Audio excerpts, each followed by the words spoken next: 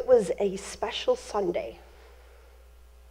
This little country church that had about 20 people on average out in the country, they worshiped together. The youngest family had brought a new life into the world. And it was time for baptism. The matriarch of the family, the grandmother of the child that would be baptized, always sat over in this section, probably back where Donna and that row, Donna and Bob over here. It wasn't a big sanctuary. Literally, it probably had 4 or 5 rows. And it was in that little rounded section. The platform for preaching was very small. You had the pulpit, and maybe over to here was the other edge of their platform. The baptismal font was like ours, the big marble ones, and so it wasn't on wheels. Not to make you think that moving it on wheels is much easier. But theirs didn't have wheels, and so it was over in the corner, right at the end of the platform here. And so the grandmother used to sit over here with the family. It was their family seats, right over here. But because the baptismal font was over there and the members of the congregation were pretty much 70-year average, probably, nobody wanted to really move that big, bulky marble. So it was there in that corner. So the family chose to sit right over here so they'd be close to the baptismal font and the baptism that was about to happen. And so the family gathered. It was the grandma and her son, who was the father of the baby, who was being baptized, his wife, their 2-year-old was there, uncles and aunts, and so the congregation probably doubled in size with just the number of extra family that came. And they're all sitting over here. And we start the service. And we start singing. And the 2-year-old is in meltdown mode. You know, we all expect that. 2-year-olds go into meltdown modes every once in a while. But he was inconsolable over here. And so Grandma had to get up. And what she did was she moved over here to her seat. And the 2-year-old calmed down.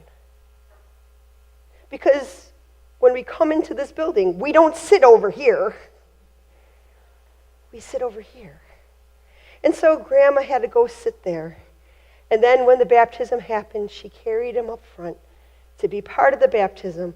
And then she had to take him right back to those seats because those were their seats. That's where Grandma sat, and that's where Mom and Dad sat when they were able to be at church. And it was too much to ask for him to experience God over here. And we laugh because it's a 2-year-old, and we understand that 2-year-olds get that way, and so do we. I can tell you that you all don't move around a lot. We get set in our ways. This is what we expect. And it's not just at church, it's in all of life. I remember my grandmother. You never called her between 7 and 8, because between 7 and 8, at first in Buffalo, it was Wheel of Fortune, and then after that, it was Jeopardy, and she didn't answer the phone unless it was a commercial, and if she answered the phone during a commercial, she'd be like, "What are you thinking?" We knew that you don't call Grandma between 7 and 8. You show up at the door, and you go and sit and watch the TV with her, but you don't interrupt her favorite show. We get into that mode of this is how life is and this is what we expect. The disciples are in that mode. And Mark is a wonderful gospel. It's the shortest of gospels, but it's a wonderful gospel for showing us exactly how out of the ordinary Jesus was to them. By this point, we're in chapter 4 of Mark. By this time, Jesus has healed people. And so they're saying, wow, even the sick, the diseases that go away, Jesus has authority over that. What kind of man is this? There is a time where he's taught in the temple, and he talks to the Pharisees, and people are astounded at the authority that he speaks with. He casts out demons already, and they're like, even the demons obey him. And so by the time we get to chapter 4, we sit there and we go, they're in unknown waters, and it's raining, but Jesus is with them. Why are they so upset? And yet we find that the disciples are panicking. And we know that at least 4 of them are fishermen who have sailed the waters of the Sea of Galilee for a long time. They're fishermen. That's what they're used to. And so here they are on the Sea of Galilee panicking. Now, we shouldn't think too ill of them. I have a couple pictures. I think you can see a little bit better. The rain and the darkness of the clouds that we sailed in. There was even more, it got a little darker. In the middle of the bishop's talk, it started to downpour. And it just was dark everywhere. I think this is looking north. And there's mountains up there, and the storms would just come in from the north, and it would just go totally dark. There's the bishop. He's the one on the right-hand side. You can't really see him. But here's this storm. You can see it's just coming over the mountains, right into the sea. And the darkness. We were on this boat early morning. Sun had been risen for hours. This was, 8, 9 o'clock in the morning. Then all of a sudden the sun starts coming out. But it's darkness that comes into there. And if they were on a boat that really didn't have a motor, obviously, the sea could get choppy. The Sea of Galilee is not really a sea. It's a lake. It's just that the ancient Greeks didn't have a word for lake. Everything was a sea. And so this is the Sea of Galilee, but it's only, I think, 7 miles long and a few miles wide. It's not a huge body of water. It's below sea level. But the storms kind of come out of nowhere. And then they disappear just as fast. But here Jesus is asleep in the boat. And they cry, "Don't you care?" And all of us who know the story look back and go, are they not foolish?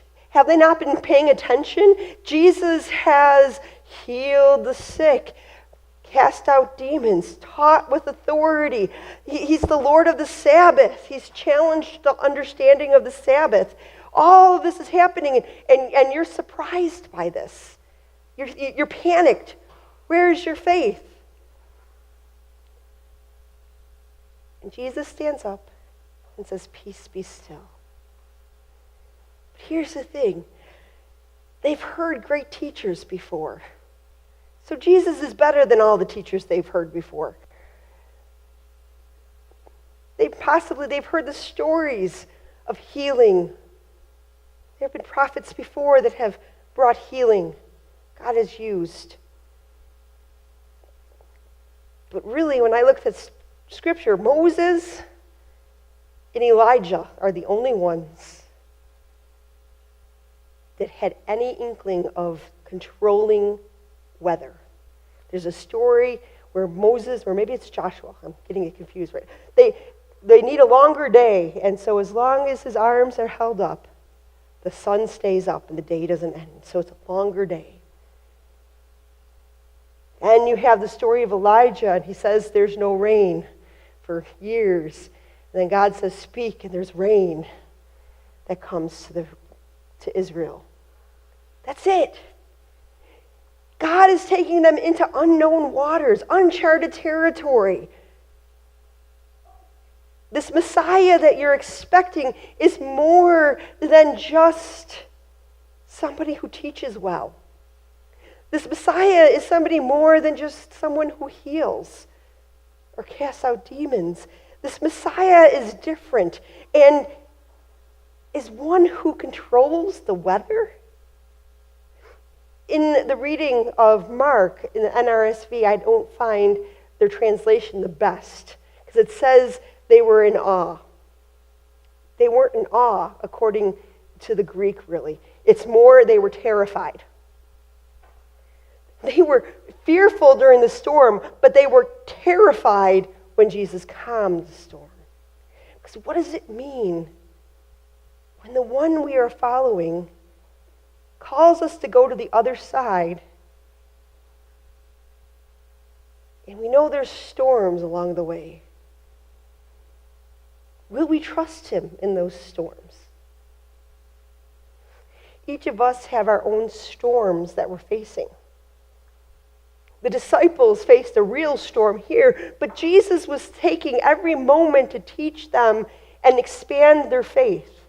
Through whatever storm they faced, God is with them. God brings healing. God brings hope. God brings peace. So come and follow me to the other side, but we're comfortable here. So whatever we're facing personally, are we going to trust God with the storms that we face? Be it in relationships, be it financially, be it physically. Do we trust that God is with us? And do we hear that peace be still? When Jesus rebukes the storm, he uses the same words that he uses to cast out the demons. To me, what he's doing is casting out the fear. That spirit of fear that grabs us and paralyzes us. And then the call for us as Christians is, will we follow to the other side and experience God in a new way? Just like that 2-year-old had a hard time experiencing God over here, needed to go back over there. There are so many places that we don't go. We don't let God take us. It's not just in the storms of our life, but physically and mentally, we define people and we sit there and say, that's it. I can't see God in them. Although it says that every human being has been made in the image of God, we refuse to see it in some people. We'd rather define them as other, outside, as animals. And we keep ourselves from being able to see the image of God and experience God in them. See, Jesus was accused time and time again of eating with sinners. He broke boundaries. Shortly after this story, we're going to hear the story of the woman who breaks boundaries. She has a blood issue, and she reaches out and touches Jesus. And just doing that, she is risking being stoned because she's unclean, so she should not be in that crowd. And Jesus doesn't rebuke her, but embraces her and says, "Great is your faith." Everything that man would call unclean and other and outside, Jesus is breaking down boundaries. And what he does is he calls us to the other side, out of our own selves and the fear that keeps us where we are, and calls us to see and experience God in the people we don't think is worthy enough. We don't think they're good enough. They don't deserve mercy. They're not as important. Oh, we have so many words. that keep us from them, that keep us from going forward and seeing Jesus in them. Jesus says, as we do the least of these, we've done it to him. Somehow God identifies and is incarnate in people who are in need. And the call for the church is not to listen to the voice of fear that the culture is going to declare, that we have to be afraid of other people. And we have to be tough against all these other people because there's bad in some. Jesus says we have an open table and all are welcome. And it is only through that welcoming hospitality love, this radical love that goes beyond fear and becomes vulnerable, that the world experiences healing. But as long as the church stays on this side and is afraid to go through that storm, we'll never experience Jesus as the peacemaker, not just in the weather, but between people. We are called to be peacemakers. There is a storm outside. A storm that has people in fear of other people. We are the church of Jesus Christ. And we declare that God is God over everyone, and God is the peacemaker. And I am called to be a peacemaker. I am called to see and hear and experience God's image in every human being. And I will not let anyone call another human being an animal. I don't care what they did. God is in that person. That person was created in the image of God, and maybe through the pains of life, they have hidden that image. But Jesus shows us how to reveal the image of God again. It is through a miraculous hospitality, a radical love that says, I will not fear you. I will not live in fear. I will live in love. We are called to radical hospitality. There's a storm outside. Will we be the peacemakers that God has called us to be? Amen.